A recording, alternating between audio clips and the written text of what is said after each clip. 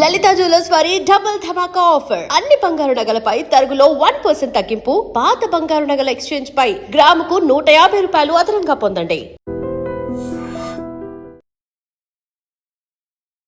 శ్రీ గురుభ్యో నమః. శ్రీమాత్రే నమః. అచింత్య వ్యక్తరూపాయ నిర్గుణాయ గుణాత్మనే సమస్త జగదాధారమూర్తయే బ్రహ్మణే నమః. శ్రీమాత్రే నమః. గ్రహణాలు వస్తున్నాయి. అయితే మొట్టమొదటిగా మనం తెలుసుకోవాల్సిన విషయం ఏంటంటే, చాలామంది మనల్ని కొంచెం ఏమారుస్తారు, పూర్తిగా జ్ఞానం లేనటువంటి వాళ్ళు. గ్రహణాలు ఎక్కడ ఏర్పడినా, ఈ భూప్రపంచంలో ఎక్కడ గ్రహణం పడినా దాని యొక్క ప్రభావము కనపడే చోట 100% ఉంటుంది, దాదాపుగా కొంచెం కనబడే చోట 50% ఉంటుంది, అసలు కనబడిన చోట 25% ఉంటుంది.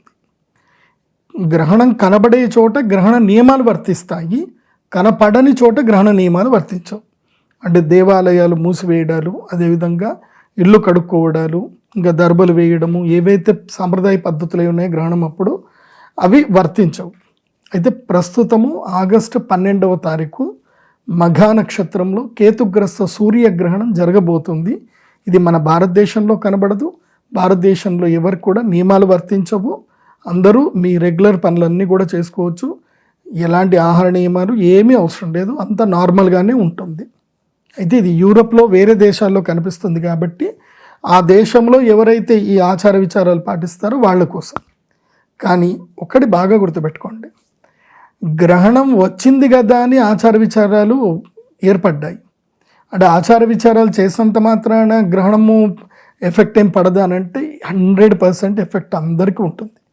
ఎవరైతే ఆచార విచారాలు ఫాలో అవుతారో వాళ్ళకి గ్రహణం వల్ల జరిగేటువంటి నష్టాలు వాళ్ళకి రావు, అంటవు. అట్లాగే గ్రహణం వల్ల ఏవైతే బెనిఫిట్ రావాలో ఆచార విచారాలు పాటించేటువంటి వాళ్ళకి ఆ బెనిఫిట్స్ కూడా వస్తాయి. అదే మన సనాతన సాంప్రదాయం. అంటే ప్రకృతిలో జరిగేటువంటివి అన్నీ కూడా సామాన్యులందరూ కూడా ఏమనుకుంటారు అంటే, చూసి అది ఒక వింత, అదొక అద్భుతం అనుకుంటారు. కానీ మన ఋషులు తత్వజ్ఞులు ఏంటంటే దాని వెనుక ఉన్న మర్మం ఏంటి, దానివల్ల మానవాళికి కలిగే ప్రయోజనం ఏంటి, నష్టం ఏంటి అనే దాని మీద రీసెర్చ్ చేశారు.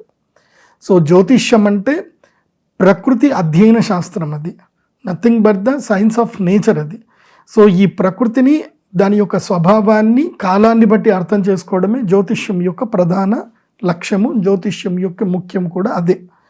కాబట్టి ఇప్పుడు ఈ యొక్క సూర్యగ్రహణం ఏర్పడుతుంది కదా, మరి ఈ గ్రహణం అప్పుడు ఏం చేయాలి, ఎవరెవరికి ఎలా ఉంటుంది అనేది కూడా మనం తెలుసుకోవాలి.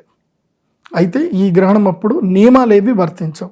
ఈ వీడియో ఎవరి కోసం అని అంటే, ఈ గ్రహణం వల్ల ఏ ఏ రాష్ట్రాల వారికి ఎలా ఉండబోతుందని తెలుసుకోవడము, రెండవది ఈ గ్రహణం వల్ల ఎలాంటి విపత్తులు రాబోతున్నాయి, ఈ గ్రహణం వల్ల ఎవరెవరికి బెనిఫిట్ రాబోతుంది, అట్లాగే ఈ గ్రహణం వల్ల ఎవరెవరికి ఏమేమి సిద్ధి పొందవచ్చు, అంటే మనం ఏదైతే మన జీవితంలో లేదో ఆ వెలతిని మనం ఫుల్ఫిల్ చేసుకోవచ్చు ఈ యొక్క పర్వకాలంలో.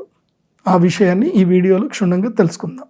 మొట్టమొదటిగా ఎవరెవరికైతే ఈ యొక్క గ్రహణము అదృష్ట యోగం మంచిగా ఉంది అనేది కనుక తెలుసుకోవాలి అంటే, మిథున రాశి. ఈ గ్రహణము మిథున రాశిలో మిథున రాశుల వారికి వీళ్ళకి ఏంటంటే ధైర్య సాహసాలు చూపిస్తారు, విజయం మిమ్మల్ని భరించేటువంటి అవకాశం ఉంటుంది. మిథున రాశి వారికి ఈ గ్రహణం చాలా బాగుంది, మంచి యోగాన్ని వీళ్ళకి అందిస్తుంది. అదేవిధంగా మీనరాశి వాళ్ళకి, ఏలినాటి శనితో ఆల్రెడీ ఇబ్బంది పెడుతున్న మీనరాశి వాళ్ళకి ఏంటంటే ఈ గ్రహణం తర్వాత 48 రోజుల పాటు వీళ్ళకి ఊరట ఉంటుంది. శత్రువుల మీద విజయం సాధిస్తారు, అదేవిధంగా రుణబాధలు తీరిపోతాయి, తర్వాత రోగాల నుండి కూడా విముక్తి వస్తుంది, రుణాల నుంచి విముక్తి వస్తుంది. సో మీకు అప్పులు తీరడానికి కానీ లాభాలు రావడం కానీ మంచి మంచి మార్గాలు కనిపిస్తాయి మీన రాశి వారికి. ఇక వృశ్చిక రాశి వారికి కూడా మంచి సమయం ఇది. వీళ్ళకి ఉద్యోగాల్లో మంచి లాభాలు వస్తాయి, విదేశాలకు వెళదామనుకునే వాళ్ళకి యోగం సిద్ధి కలుగుతుంది. అదేవిధంగా వ్యాపారంలో ఏమైనా ఉంటే స్థిరత్వాలు ఏర్పడతాయి. గత స్మృతులు మాత్రం మిమ్మల్ని వెంటాడుతాయి, అదైతే కొంచెం బాధాకరమైన విషయమే.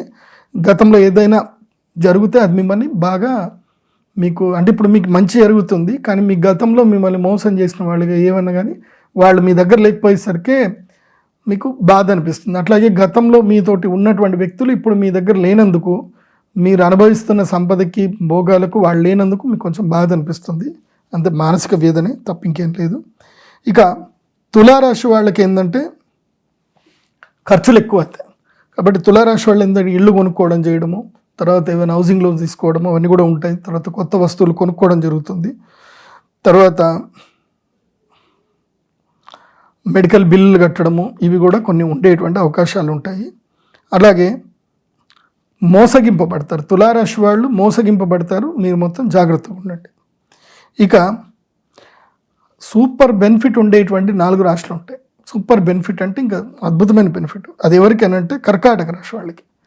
కర్కాటక రాశి వాళ్ళకి ఈ గ్రహణము విద్యాలాభాన్ని, సంతానం వల్ల కీర్తి ప్రతిష్టలను, అదేవిధంగా పిల్లల కోసం చేసేటువంటి ప్రయత్నాలన్నీ కూడా సఫలీకృతం అవుతాయి. పిల్లల వల్ల ఆనందాన్ని పొందుతారు. సో మొత్తం మీద కర్కాటక రాశి వాళ్ళకి ఈ గ్రహణం వల్ల ఫ్యామిలీ లైఫ్ చాలా హ్యాపీగా ఉండేటువంటి అవకాశాలు ఉన్నాయి. మేషరాశి వాళ్ళకి ఈ గ్రహణం వల్ల ఏమవుతుంది అంటే కళత్ర సౌఖ్యం దొరుకుతుంది ఈ గ్రహణం వల్ల. సో తొందరగా పెళ్ళిళ్ళు అయిన వాళ్ళకి పెళ్ళి అవుతాయి. ఏదైనా ఇబ్బందులు ఉన్నా, మ్యారిటల్ లైఫ్లో ఏమైనా ఇబ్బందులు ఉన్నా అవన్నీ కూడా క్లియర్ అయిపోతాయి, డిజాల్వ్ అయిపోతాయి. కాకపోతే భార్యాభర్తల మధ్యన అనుమానాలు మాత్రం పెరిగేటువంటి అవకాశాలు ఉంటే ఆ విషయాన్ని మాత్రం కొంచెం మీరు కాంప్రమైజ్ అయితే అంత బాగుంటుంది. కుంభరాశి వాళ్ళకి అదృష్ట యోగం ఉంటుంది. కుంభరాశి వాళ్ళకైతే ఇది మంచి అదృష్ట యోగము. వీళ్ళకి జీవితంలో ఊహించిన అద్భుతాలు జరుగుతాయి. ఏ అవకాశాన్ని కూడా ఇప్పుడు కుంభరాశి వాళ్ళు వదులుకోవద్దు. మంచి అద్భుతాలు జరుగుతాయి కుంభరాశి వాళ్ళకి. తర్వాత ధనుసు రాశి వాళ్ళకి కూడా ఈ గ్రహణము చాలా మంచిది. వీళ్ళకి ఏందనంటే కనుక ధనలాభం వస్తుంది. పోయిన వస్తువులన్నీ కూడా దొరుకుతాయి. ఏదైనా మీకు ఉద్యోగం నష్టపోయినా, డబ్బులు నష్టపోయినా తిరిగి మీకు దొరుకుతాయి.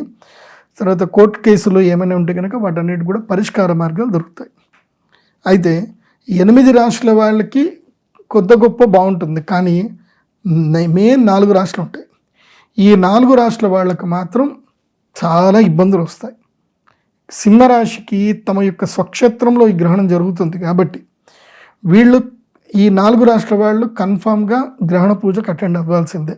అవుతే వాళ్ళకి అరిష్టాలు రాకుండా ఉంటాయి. నేను నా జీవితంలో నేర్చుకున్న ఫిలాసఫీ ఏంటంటే లాభం రాకున్నా పర్వాలేదు, కానీ నష్టం మాత్రం రావద్దు. లైఫ్ ఎలా ఉందో అలా గడిస్తే ఓకే, పర్లేదు, అడ్జస్ట్ అవుతాం. కానీ ఉన్న లైఫ్ను కూడా రూన్ అయిపోయి ఇంకా నష్టంలోకి వెళ్ళిపోతే బాధ. సో నేను వాళ్ళకి చెప్తున్నది, వాళ్ళెవరు అంటే సింహరాశి.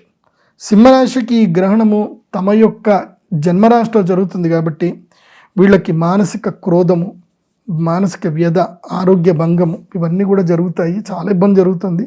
సింహరాశి వాళ్ళు చెయ్యని పనికి వాళ్ళు అవమానాలు ఎదుర్కోవాల్సి వస్తుంది. అసలు మీరు ఆ తప్పు చేసే ఉండరు, కాకపోతే మీ మీద అపవాదులు వస్తాయి, కేసులు అవుతాయి.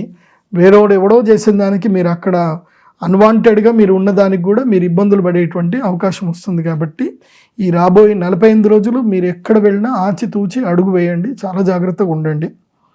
అండ్ వృషభ రాశి వారికి ఏంటంటే ఈ గ్రహణము మీకు వృషభ రాశి వారికి 4వ స్థానంలో జరగబోతుంది. కాబట్టి కుటుంబ కలహాలు, ఇల్లు వదిలిపెట్టిపోవడము, ఇల్లు తాకట్టు పెట్టడము, అమ్మకాలకు ఎక్కువగా ఇవ్వడము, బంగారం తాకట్టు పెట్టుకోవడము, ఇంట్లో దొంగలు పడ్డము, లేకపోతే ఇంట్లో ఎవరికైనా అనారోగ్యం రావడము, ముఖ్యంగా మీ అమ్మగారికి బాగలేకపోవడము, ఇలాంటివన్నీ కూడా వృషభ రాశి వారికి రాబోయే 45 రోజుల్లో ఫేస్ చేసే అవకాశాలు ఉంటాయి.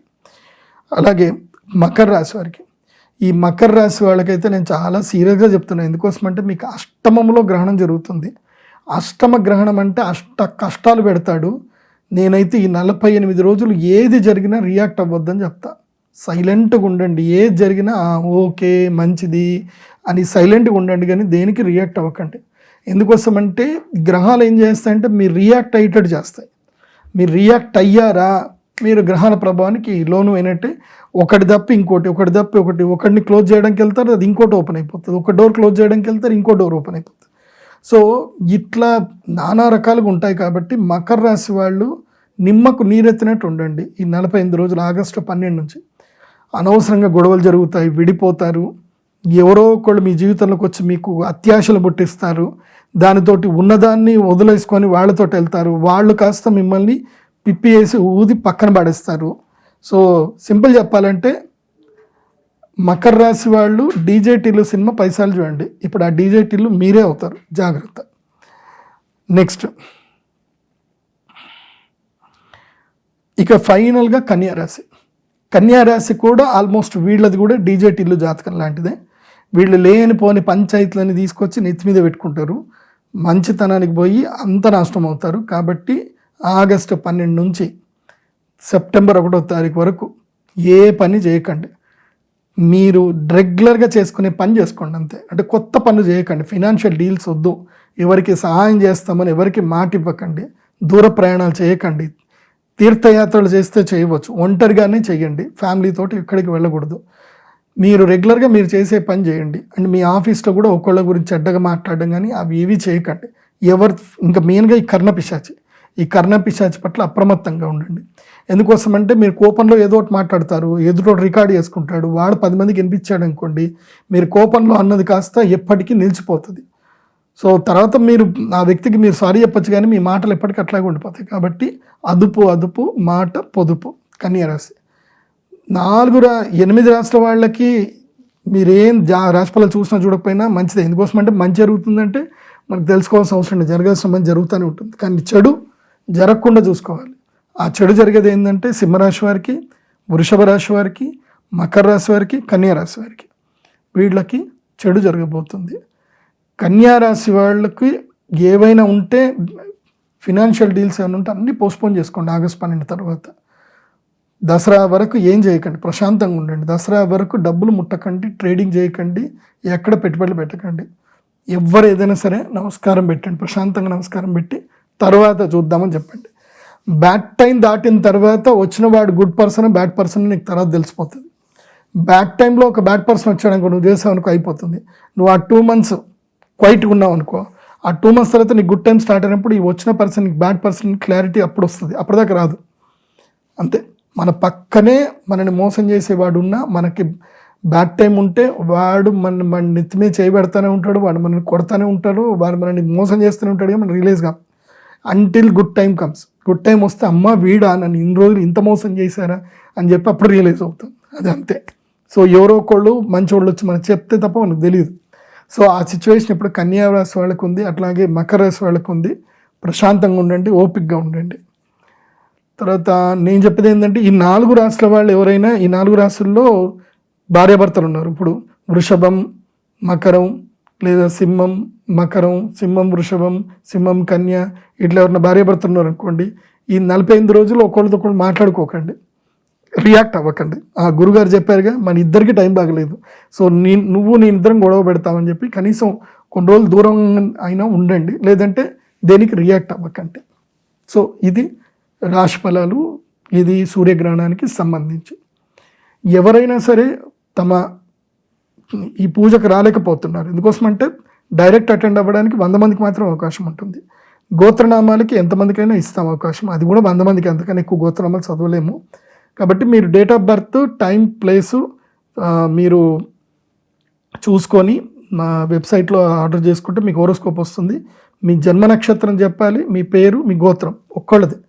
అంటే ఇప్పుడు ఉదాహరణకి నీది సింహరాశి ఉంది, నీ పేరు, నీ గోత్రం, నీ జన్మనామం పేమెంట్ చేసేసేయండి.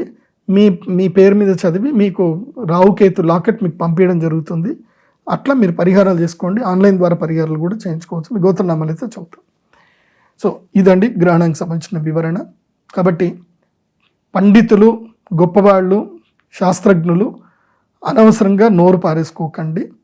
మీరు వశిష్ఠ సంహిత చదవండి. గ్రహణ ప్రభావము, గ్రహణం పర్వకాలం అవునా కాదా అని మీకు తెలుస్తుంది. అట్లాగే రావణ సంహిత కూడా చదవండి. అందులోపల చాలా విషయాలు కూడా ఉన్నాయి. గ్రహణ సమయంలో చేయవలసిన విధి విధానాలు ఉంటాయి. అది గ్రహణం మన దగ్గర సంభవిస్తే ఇంకెక్కువ ప్రభావం ఉంటుంది, మన దగ్గర సంభవించకపోయినా దాని యొక్క ప్రభావం అయితే 70% మన దగ్గర ఉండే అవకాశాలు ఉంటాయి. దీన్ని గుర్తించండి.